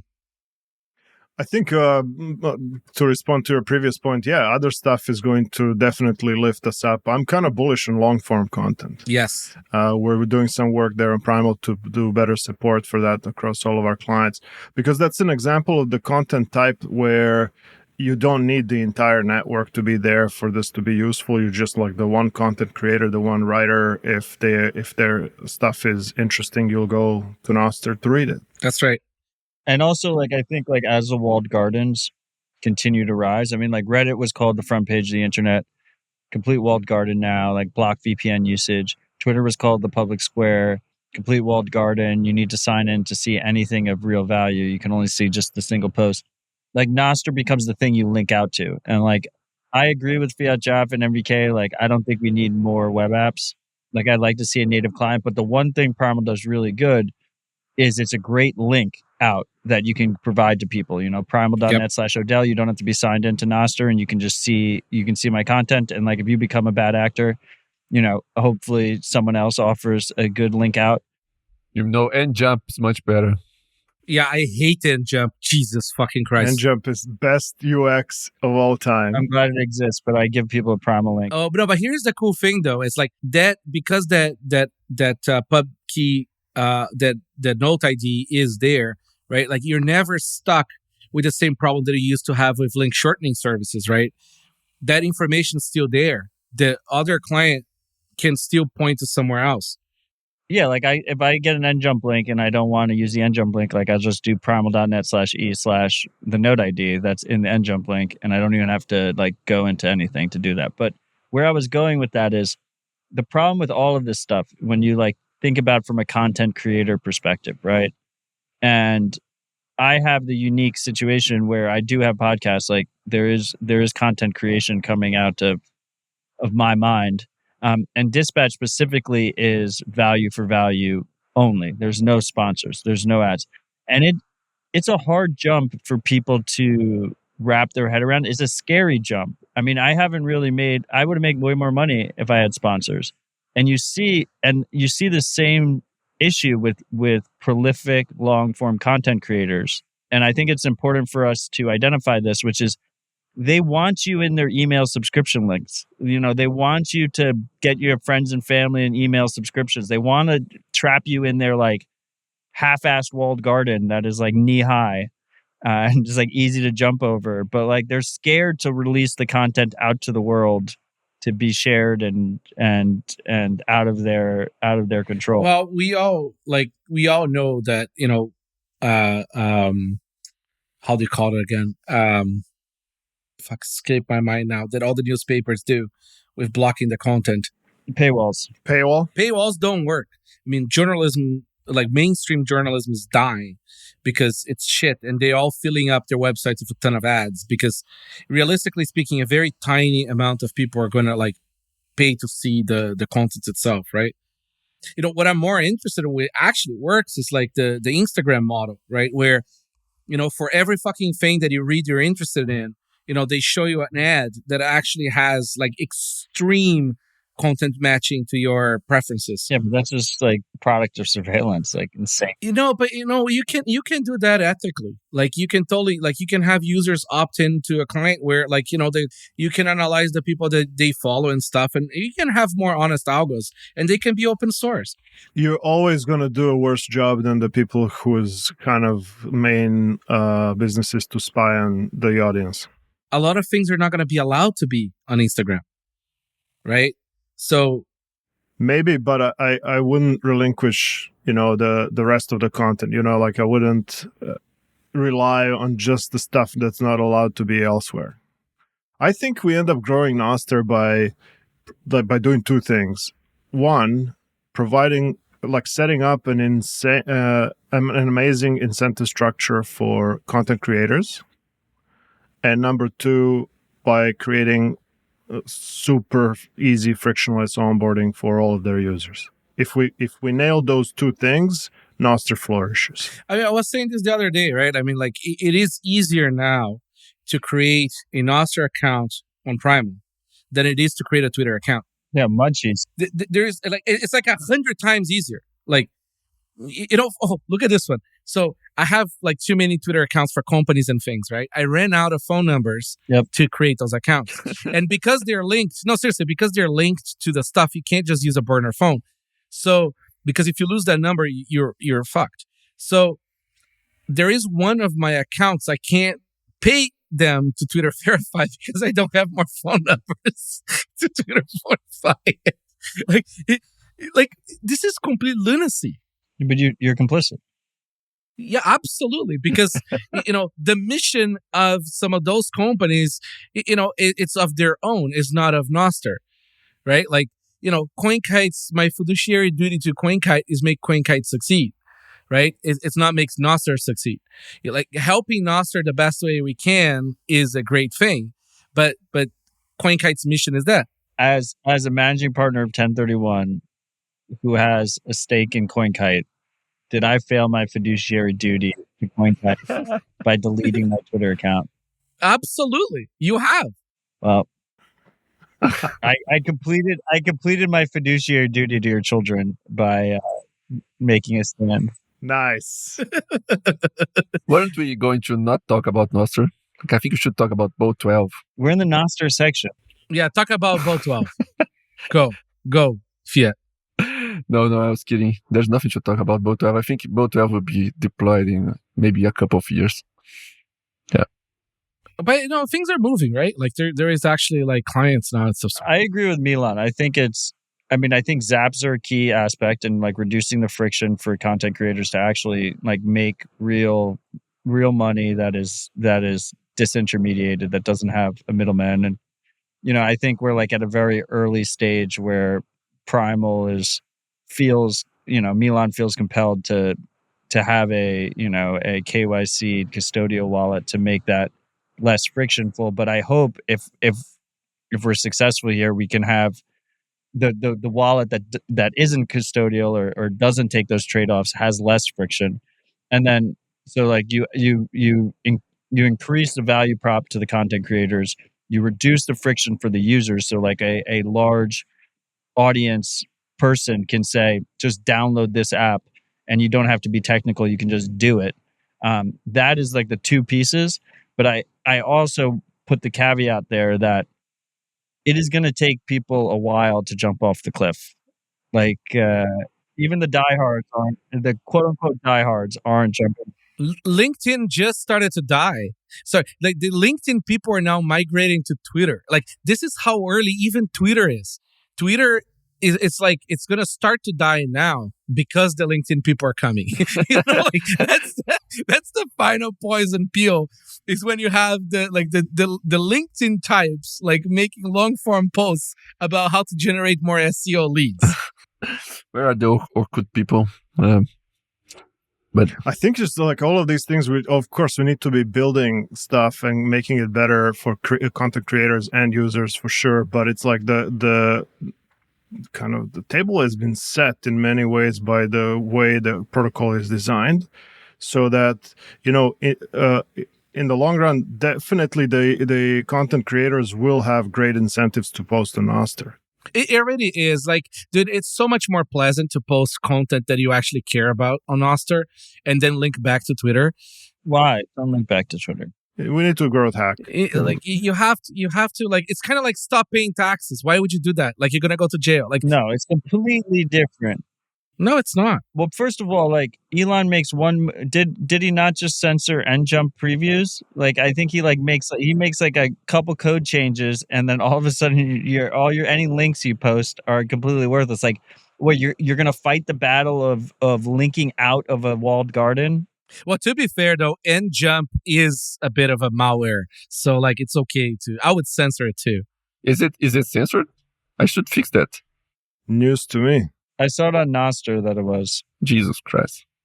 No, I don't even have a Twitter account to test. You're going to need a cell phone number to create one. It says MBK will test it for you. I'll test it for you. Miljan, I think about the browser thing you're talking about, like the first step I should do, you should implement the NIP 46 thing on Primal. Yeah. So people can create an account on Primal on their phones, and then they can use that to log into web apps. Actually, that would be great. That's kind of what we're thinking is the best way, like as opposed to making them install an extension. Fuck extensions. Yeah. But my point is like, and you see this with the incentives of Twitter, right? It's like, what are the quote unquote big accounts, news accounts? How do they do the best, right? They go all caps and they don't link out of the platform because the algo rewards them for that, and everyone else is effectively shadow banned.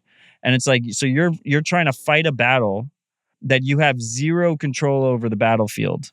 It's insane. It's ridiculous. And no, but like, see, like for example, with millions. So most accounts that repost people's contents don't credit, right? Because if you credit, you also lose on the algo too, right? If you do an ad, that's why Bitcoin Magazine was up. But the videos that he's making have the logo at the end.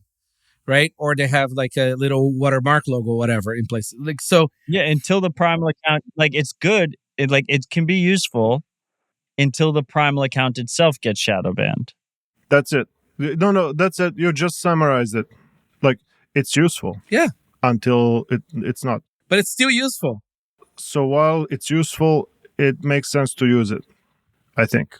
We're gonna get Odell back on Twitter so that he can show Noster. No way. It's not going to happen. I'll quit Noster before I join Twitter again. That's what people don't realize. You're gonna go to Blue Sky. That's it. No, I just will not use any social media, period. That's the healthiest possible way of existing.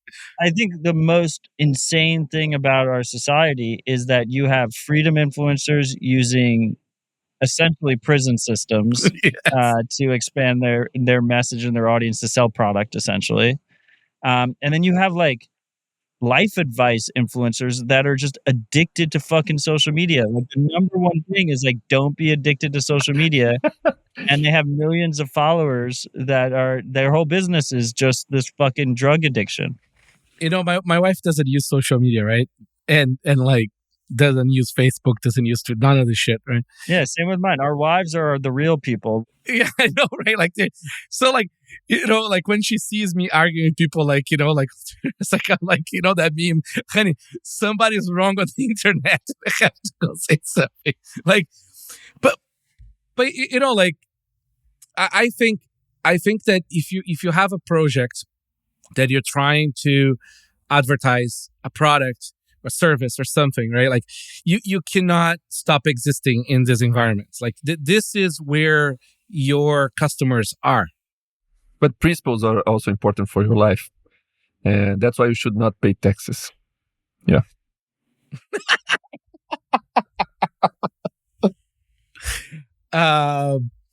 Yeah.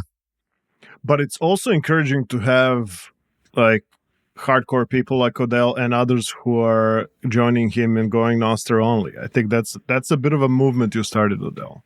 So both things can be happening at the same time and can be useful at the same time. Don't say Odell is not paying taxes. I pay a lot of taxes. It's a lot of taxes. All right, boys. I think this is a good wrap up.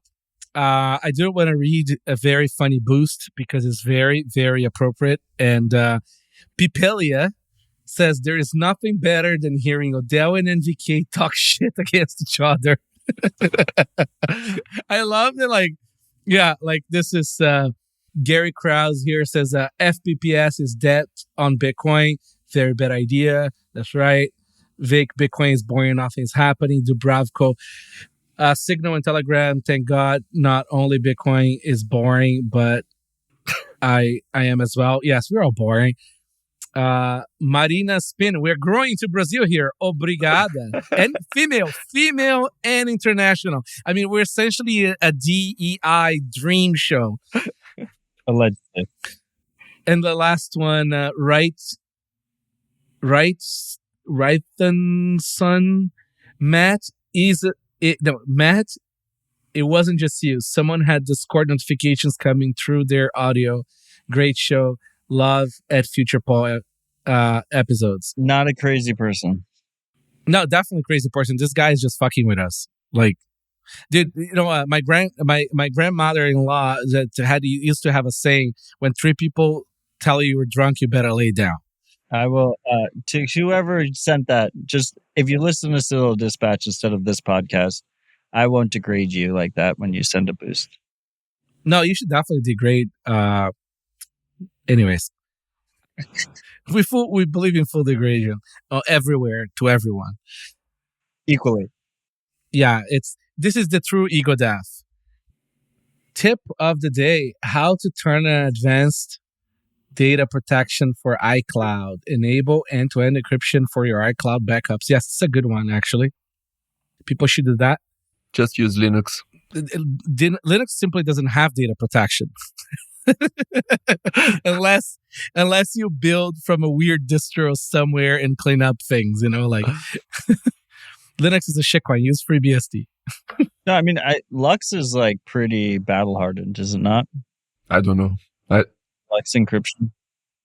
I don't know what that is. I'm very bad at these things. It's like just like the standard Linux disk encryption. Oh.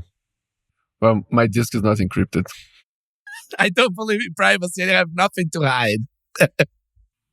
The Microsoft news where they're like just going to screenshot everything you do on Windows to give you like AI Jesus Christ tips. And then like there's all these people like, oh my God, I need to switch from Windows. It's just like, that's what I'm saying. Like this thing is a long game. Is that's gonna be the thing? Like you can do Linux versus OpenBSD versus OS X. Like there are hundreds of millions of people that are still using Windows that are like, holy shit, this is the moment. They're taking screenshots to give me AI recall. Like this is the moment I'm gonna switch. I mean, think about how much better Nostr could have been if Fiatjaf used a Mac. We could have had DM encryption. I would be just posting on Instagram instead of working on Nostr. I would have an iPhone and would be using like red shoes, walking around the trees and taking pictures of me. In yoga poses by the beach. Listen, boys, this was a delight. It was a nice break from all the darkness in the world. It's I find it, and I hear this from people who listen to the show, which is probably like 2-3 people. People are really, really hungry for people like being genuine and talking about things that matter in their lives, especially nerds who care about software, with like opinions that are true for themselves, and having a little bit more fun because the world is so fucking weird right now. People really enjoy this commentary. I get some very interesting feedback. It's a more lighthearted thing, and it's definitely a longer list than the other list show. So there's a lot more content. Which show is that? The other show is What Bitcoin Did. The list version. Yeah, Peter, when weekly news show? That's right. Anyways, I'm very thankful for my guests, the folks that put in 2 to 2.5 hours of like non-productive time. But think about it as this is actually very productive. People who build things need to come and talk about things. People want to know what you think. Anyways, I'm very thankful for that. So with that, any final thoughts, Miljan?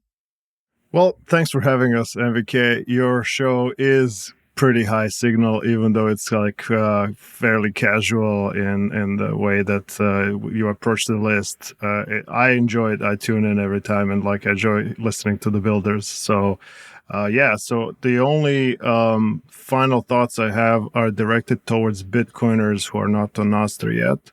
Come hang out. It's a lot of fun. No, you should say stop being gay. That's how you get them. You got to insult them. Also listen to MVK. Stop being gay. Ask John Sepp, how do you get them? You got to insult them. You have to insult them on Nostr. That's right. Mr. Odell, any final thoughts? Thanks for having me. I appreciate the three of you plus Johnny. I mean, if you're a Bitcoiner and you're not using Nostr, I just assume you've never held your own private keys. So they're an ETF maxi. Yeah, that's fine. We should call them ETF maxis. Mr. Fiatjaf, the man, the legend who created Blue Sky. Tell us. Any final thoughts, sir? Can I shoot drive chain here, or is it not allowed? No, we want thoughts, not brain farts.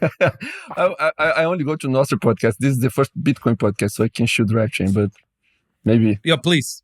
Are you really excited about drive chains? Yeah, he is. No, I'm not excited. I just like them, but yeah. No, I'm not going to shoot drive chain. You can shoot drive chain. Yeah, it does. We have no censorship on the final thoughts. No, I'm going to say that Bitcoiners that are not on Nostr stop being gay. That's what I want to say. Yeah, we should meme that. You can't even say that on Twitter without getting shadow banned. Man, the mainstream press is going to have a field day with that. No. The way you do it on Twitter is you type gay is GHEY. Because then you actually mean it as the original intent. I keep on saying we have to make retard come back everywhere. It's like, you're not going to take more of my words. I'm done. I'm becoming that uncle now. You're not taking my words from me. Have you seen the guy who attacked Blue Sky with a bunch of Vote Trump Nostr accounts that was breached? Oh, amazing. That's amazing. No, I have not. Okay. I need to look into that. I suspect they took care of him really good. Yeah, that's why Nostr is good. We can attack the other networks. Nice. Good stuff, folks. We should do a Nostr panel in a few, like, not too far from now. Like, proper. Get Pablo, which is 50% of Nostr. And I really want to do sort of like a State of the Union on that. Like really, like, maybe we get some numbers on like, you know, how everybody's numbers look like and adoption. Like, for real, do a little bit more focused on that. Don't be too honest about the numbers. No, we're gonna shoot the fuck of fake numbers. Yeah. We're gonna talk before, add a few zeros. I still think I saw Fiatjaf's post or note. I thought it was kind of interesting, like the idea of like follower counts can be easily gamed. So like, what is the other metrics we can do? And I respected that Fiat was like, I don't know what the answer is. Like, I'm literally just asking a question. But I think there's something to be said. In the meantime, before everyone realizes that follower counts are bullshit across every single platform and protocol in terms of Nostr, it should just be ever increasing follower numbers. Like, that's what TikTok did. People like joined TikTok. They like posted themselves eating an ice cream sandwich. They got like 200,000 followers and they stayed. Let's just give people followers. Solved it. It's like Auto 200. You join Primal. 2% increase every day. No, join Primal today and get free 200,000 followers. No joke. With the special code NVK. That's right. Dude, I am not fucking joking. Let's fucking do it. It's going to be glorious. There you go. Solved it. And with that, I think it's a good time to press stop recording.